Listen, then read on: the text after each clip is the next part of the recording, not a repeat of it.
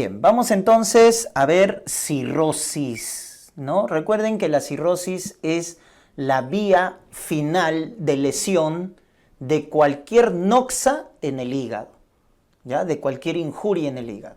Entonces, la cirrosis hepática hay que definirla desde el punto de vista anatomopatológico. Entonces, veamos acá un poquito de la patogenia, ¿no? En lo que viene a ser la histología del hígado, vemos acá los hepatocitos, vemos acá sus capilares, que son los sinusoides, ven acá el macrófago, que es la célula de Kupffer, y ven acá también esto de amarillo, que es, ¿no es cierto?, la célula de hito o lipocito, que almacena vitamina A en el espacio subendotelial, ¿correcto? Entonces, cuando hay una noxa, una injuria en el hígado, doctores, estas células de hito se convierten en fibroblastos. Eso acuérdense. La célula de hito empieza a convertirse en fibroblasto y como fibroblasto empieza a secretar estas hebras que están viendo ahí como hilos, que viene a ser colágeno, induciendo fibrosis en el espacio subendotelial. Entonces empieza a alterar la arquitectura normal del hígado, porque está secretando matriz extracelular.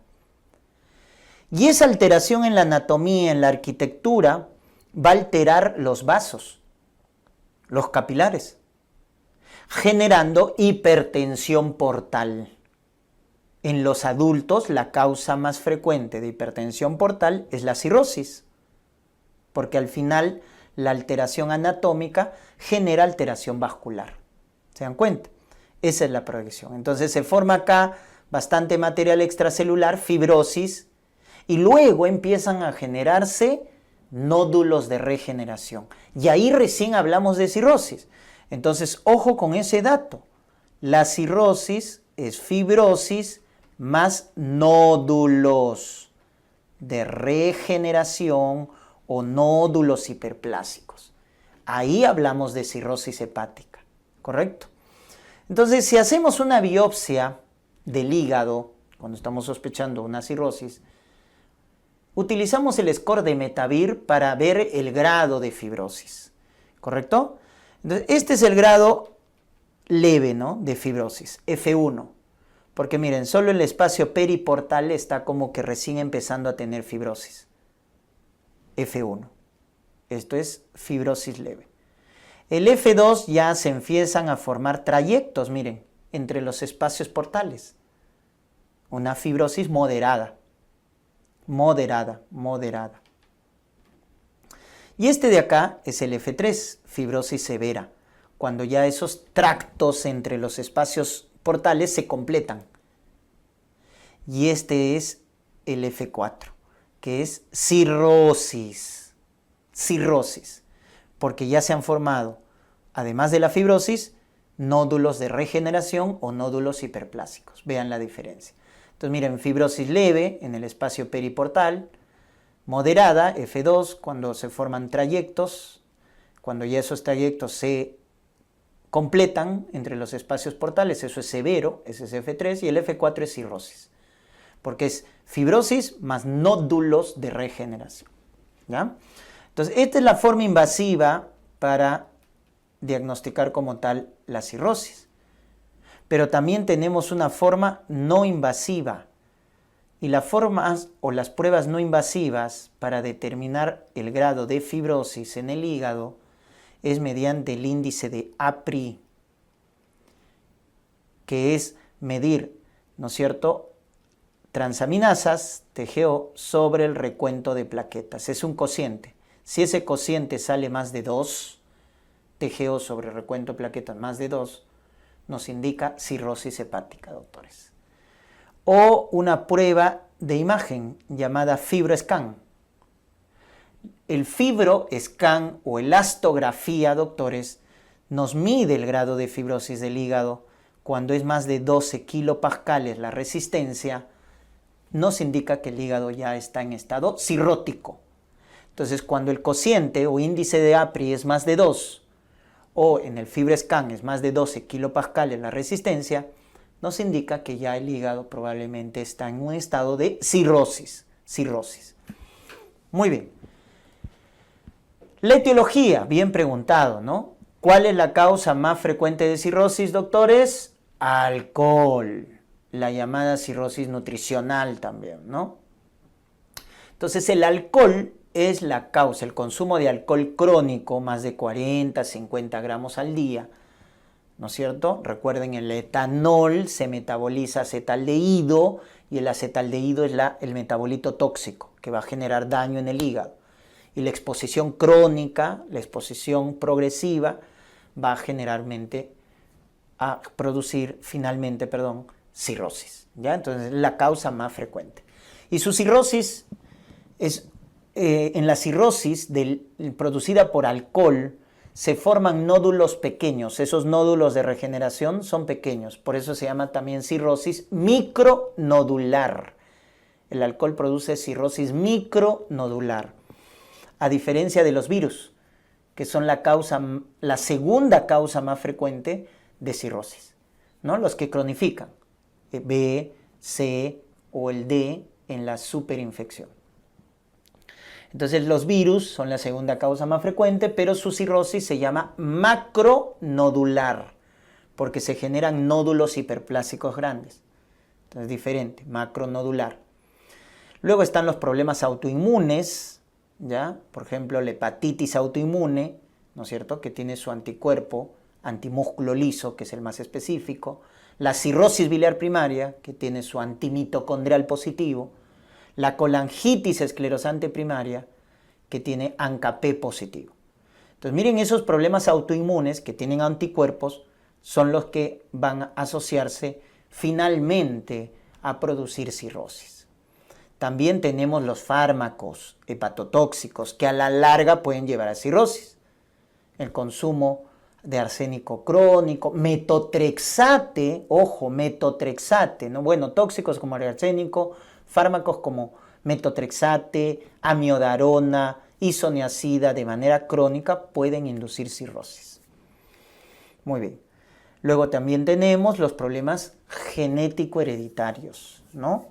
Por ejemplo, el que produce la piel bronceada le llaman, ¿no? Hemocromatosis hereditaria. O sea, el depósito de hierro, ¿no? Depósito de hierro, hemocromatosis. La enfermedad de Wilson, que te da en semiología en el ojo, recuerden, en la córnea se deposita el cobre, ¿no? En la membrana de De Smet de la córnea. Entonces el cobre nos da por depósito en la membrana de De Smet de la córnea el anillo de Kaiser y Fleschner. Anillo de Kaiser y Fleschner. Es semiología, enfermedad de Wilson, ¿no? Que va también con cirrosis. El déficit de alfa-1 antitripsina, que da enfisema pulmonar, ¿no es cierto? En neumología, enfisema pulmonar con cirrosis. Enfisema pulmonar con cirrosis, déficit de alfa-1 antitripsina. Y luego ya patologías raras como mucopolisacaridosis, la galactosemia, ¿no es cierto?, que da vómitos, problemas neurológicos. Está contraindicada la lactancia materna, recuerden, en la lactosemia. A nivel ocular nos da la catarata en mancha en gota de aceite, le llaman, ¿no? Catarata en mancha en gota de aceite. La fibrosis quística en los niñitos, ¿no? La fibrosis quística que nos va a dar también cirrosis, etcétera. Neumonías, ¿no? Por pseudomonas, etcétera. Muy bien, entonces son problemas que también se asocian. Pero a la cabeza está el alcohol como causa más frecuente. El diagnóstico clínico lo vamos a ver por la lesión hepática que produce la cirrosis y por la hipertensión portal. Entonces, por la falla hepática, ¿no es cierto? Porque al final la alteración anatómica produce alteración funcional. Entonces, por la alteración en la función, la insuficiencia hepática nos va a dar ciertos síntomas. Se va a empezar a acumular bilirrubina, predominio directo, produciendo el signo clínico más frecuente de cirrosis, ictericia, signo clínico más frecuente. ¿Correcto? La ictericia. Encefalopatía, por el acúmulo de sustancias tóxicas, amoníaco. Coagulopatía, por el déficit en la producción de factores de coagulación. Recuerden, el hígado produce factores de coagulación. Entonces, si falla, va a haber coagulopatía, se prolonga el tiempo de protrombina, etc. Edema, porque se deja de producir albúmina. Recuerden que la albúmina es el marcador de falla hepática crónica. Entonces, un paciente con cirrosis típicamente tiene la albúmina baja, porque el hígado produce la albúmina. Entonces, como hay falla hepática crónica, se deja de producir albúmina. Entonces, esa hipoalbuminemia baja la presión oncótica y el líquido de los vasos empieza a salir al intersticio, produciendo edema. ¿Correcto? Entonces, tenemos esos datos. El paciente va a estar con astenia, con fatiga. ¿Y eso por qué? Porque recuerden una función del hígado que es compartida con el riñón, que es la gluconeogénesis hepática. O sea, producen nueva glucosa, ¿no? El hígado y el riñón. Entonces, por eso los pacientes con enfermedad renal crónica terminal, los pacientes con cirrosis hepática, los vas a ver con fatiga, con astenia, porque está disminuida la gluconeogénesis, la producción de nueva glucosa. ¿Ya? Por eso en cirrosis hepática, si te preguntan el signo clínico más frecuente, ictericia, y el síntoma más frecuente, astenia o fatiga. Eso acuérdense. El hiperestrogenismo se produce porque el hígado metaboliza los estrógenos, doctores. Entonces, al estar en insuficiencia hepática, empieza el estrógeno a acumularse y eso en los varones, sobre todo, ¿qué va a generar? Ginecomastia, va a generar atrofia testicular, las telangiectasias o arañas vasculares, que son las lesiones dermatológicas más frecuentes en los pacientes con cirrosis.